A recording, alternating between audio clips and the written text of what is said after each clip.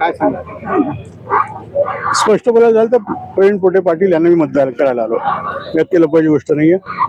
त्याला कारणही असं आहे की एक तर आमचं पक्ष भाजपचे कॅन्डिडेट आहे आणि दुसरं त्या वैयक्तिक प्रवीण पोटेंबद्दल विचार केला तर या अगोदर दोनदा जेव्हा त्यांनी त्यांचा कार्यकाळ पाहिला त्यावेळेस लक्षात असं आलं की प्रत्येक माणसाशी पूर्ण निवडून आल्यानंतर जे टचमध्ये राहण्याची प्रकार आहे त्यांचा तो अतिशय कौतुकास्पद आहे. त्यामुळे जेव्हा इलेक्शन लढत होतो तेव्हा लक्षात आलं की जुनेही माणसं, कारण असं असतं की नगरसेवक किंवा महानगरपालिकेतले नगरसेवक त्यातले बरेचसे रिपीटेड कॅन्डिडेट असतात. त्यामुळे पूर्ण 10-12 वर्षापासूनचं त्या माणसाचा कॉन्टॅक्ट आहे की त्यासाठी एक जमेची बाजू आहे असं मला लक्षात आलं. किती मतांनी? वास्तविक असा अंदाज घ्यायला नको, पण भरघोस मतं निवडून येतील. आता मागच्या इलेक्शनसाठी नेहमी विचारलं की मागच्या इलेक्शनपेक्षा जास्त मिळतील कमी मिळतील असा अंदाज न व्यक्त करता एवढं सांगू शकतो की थम्पिंग मेजॉरिटीने तो माणूस निवडून येणार आहे. काँग्रेसच्या नगरसेवकांसाठी आज व्हीप जारी करण्यात आली आहे. हो.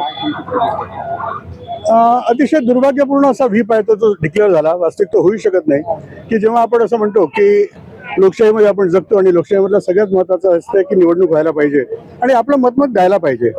असं असताना एखाद्या पक्षाने आपल्या लोकांना सांगितलं तुम्ही मतच टाकू नका, हे अतिशय दुर्भाग्यपूर्ण आहे. त्यांनी असं म्हटलं असतं ह्याला टाकू नका त्याला टाकू नका, तर त्यांना म्हणू शकतात असं की पॉलिसी आहे. पण दुसरी बाजू अशी आहे की जेव्हा व्हीपबद्दल आपण बोलतो तर whip is always applicable to जिथे वोटिंग ओपन आहे, जिथे लक्षात येईल, जिथे आवाज पद्धती आहे, हात वर करायचा आहे, तर लक्षात येते की या माणसाने वोट दिला या माणसाने नाही दिला. पण ज्या ठिकाणी गुप्त मतदान आहे त्यावेळेस गुप्त मतदानामुळे कोणी कोणाला वोट दिलं हे जर कळत नसेल तर अशा वेळेस व्हीप लागू शकत नाही. त्यामुळे हा जो व्हीप आहे हा अतिशय चुकीचा आणि कायदेशीरदृष्ट्या योग्य आहे असं मला वाटत नाही.